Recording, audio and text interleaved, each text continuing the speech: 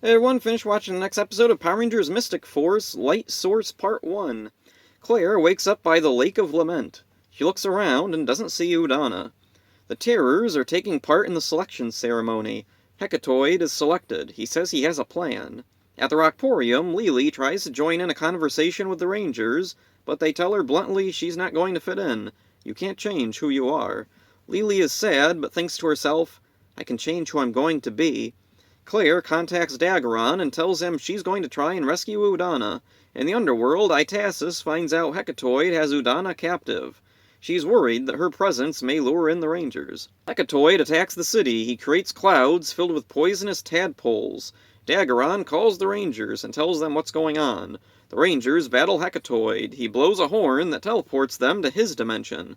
Only Daggeron is able to avoid it. The other Terrors are discussing what to do with Udana. Sculpin tells Necroli to use the red scale to track Lienbo. Wait, isn't that what she already did? How does she still have the scale after planning it on Lienbo the last episode? Whatever. Lily tries to talk to her mother, but Necroli brushes her off. When Lily says she doesn't want to be queen of the vampires, Necroli pushes her aside and tells her she doesn't belong here. Geez, Lily is not having a good time this episode. The Rangers battle evil clones of themselves. The clones have the bizarre ability to turn the real Rangers into dice. Alright. Lily is walking through the forest and bumps into Phineas. She talks to him about how no one accepts her. Phineas responds that he's in a similar situation, being half troll and half goblin. Neither side accepts him. Lily tells him that she's going to free Udana, and Phineas goes along to help. They run into Claire. Lily and Claire don't trust each other, but agree to work together. The Rangers defeat the clones, but Hecatoid takes them into the underworld and reveals to them where he's keeping Udana for some reason. The Rangers call the Manticore Megazord. They almost defeat Hecatoid and save Udana, but he slips away, taking Udana with him. This episode is pretty good. I wouldn't have expected Hecatoid to have stuck around for more than one episode. He doesn't come off as the strongest or smartest of the Terrors. We're getting close to the end. What's going to happen to the remaining Terrors? Will some get destroyed off screen, or will some actually survive the series? I'm a bit disappointed at the lack of depth Sculpin has received. I so wanted to know more about him, but I doubt the show is going to give us anything with only 4 episodes remaining.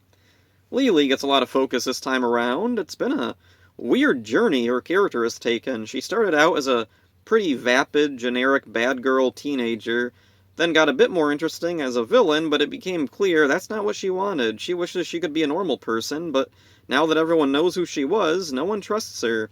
She's bonded with Phineas, and they have a cute relationship. I would have liked if this had been introduced earlier.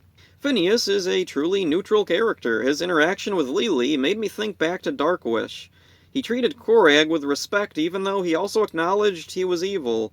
I'm not sure if Phineas is just generally friendly regardless and is ignorant of what good and evil are, or if he's just complacent. Toby has a subplot about being into exercise this episode. It doesn't really affect anything, but it gets a bit of attention. I thought he'd come back later into the plot, but no, he's just at the beginning.